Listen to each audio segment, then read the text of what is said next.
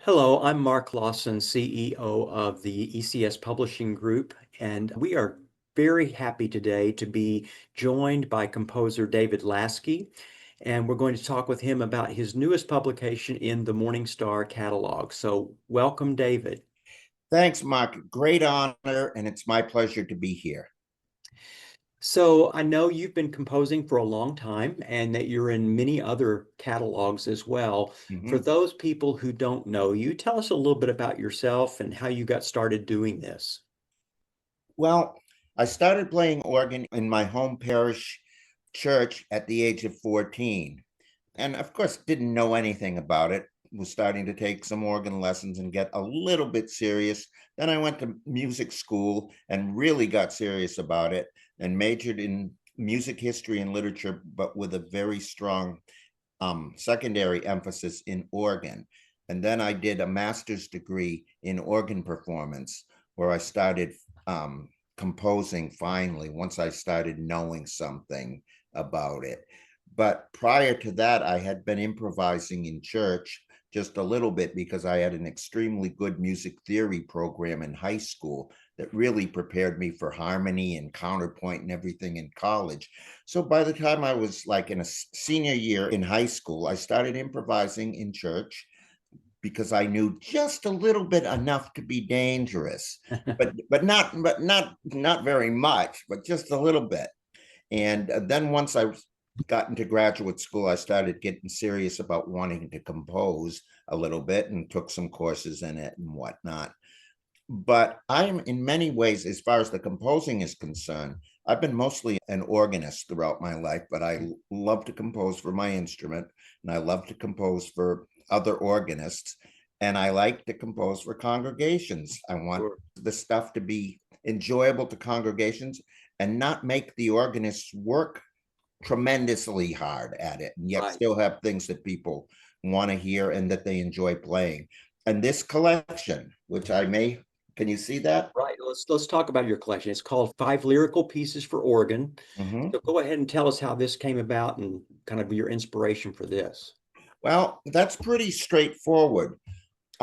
This is, I want everyone to buy this because this is a beautiful, the music in here are amongst the loveliest melodies and harmonies I've ever created in my 43 years of composing for publication.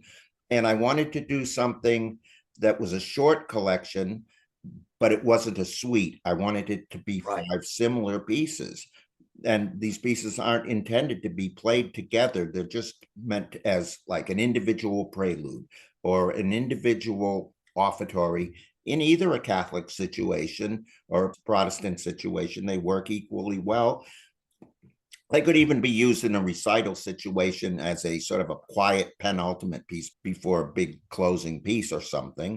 And Right. they could also find some use in teaching, especially to teach early intermediate students legato techniques, how to really phrase and shape a lyrical melody while not being over encumbered with technical challenges. Right.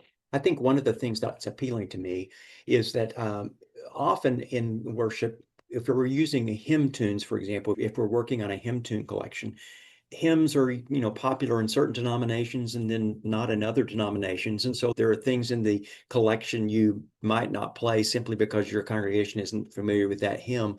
The nice thing about these is I think they fit many spots in worship and are not going to be something that people think, oh, I don't know that hymn. It's a beautiful melody. You've done a very nice job writing lyrical pieces in that way. Thank you. And I've always, right from the time I started with my first publications in the 1980s, have loved doing lyrical stuff with interesting harmonies. And as I learned more about harmony, and there's some jazz harmonies even in this particular collection, real lush kind of extended chords, dominant sevenths with a flatted ninth or maybe an augmented 11th, things like that. Just kind of nice little subtleties.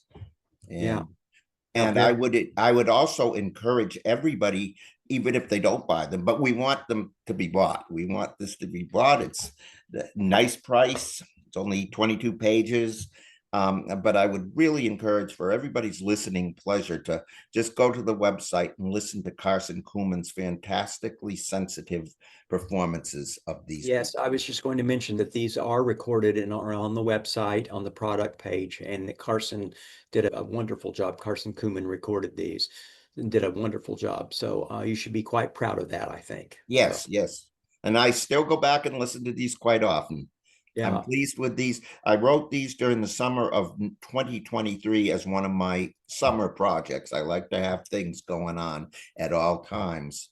And I had done a kind of a similar collection, but in different style, of course, the previous summer for you, the five trumpet tunes. Yes, I was That going to was, mention that you actually have a couple of other publications in our catalog, and I was going to encourage people to go and look at those. You have an Advent and Christmas collection called Creator of the Stars of Night, yes, sets of trumpet tunes that are really nice settings. And then you've also have a brass quartet and organ piece called Fanfare. And I would just encourage people to take a look at maybe your composer bio on our webpage, and you can see all the pieces that you have contributed to our catalog. So that's very, very wonderful. So, well, thank you. well, thanks for taking time to visit with me, and I hope that people will take a look at these pieces, and we wish you the very best. All right, thanks, Mark. Thanks for having me.